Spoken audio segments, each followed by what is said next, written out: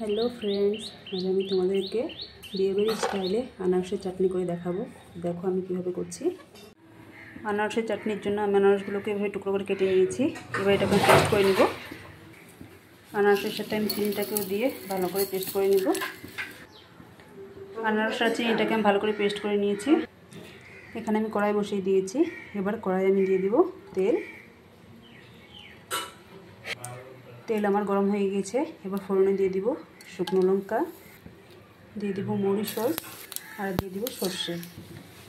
ফোড়ন আমার ভাজা হয়ে গিয়েছে, খুব ভালো গন্ধ বেরিয়েছে। এবার এর মধ্যে আমি দিয়ে দিব পেস্ট করে রাখা আনারস।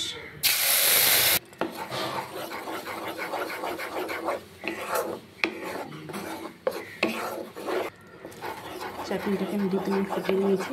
এবার এর মধ্যে দিয়ে দিব আমি সামান্য একটু হলুদ গুঁড়ো আর সামান্য একটু নুন।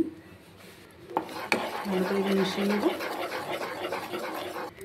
এবার আমি এর মধ্যে অ্যাড করে দিব ধুয়ে রাখা খেজুর আর দিয়ে দিব কিছুটা কিশমিশ।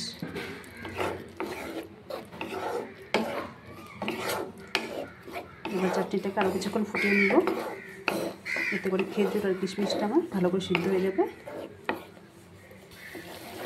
চাটনি আমার হয়ে গিয়েছে। এবারের উপর দিয়ে আমি কয়েকটা কাজু বাদাম টুকরো করে দিয়ে দিব। তোমাদের আমার এই রেসিপি কেমন লাগে আমাকে কমেন্ট করে অবশ্যই জানিও। টাটা।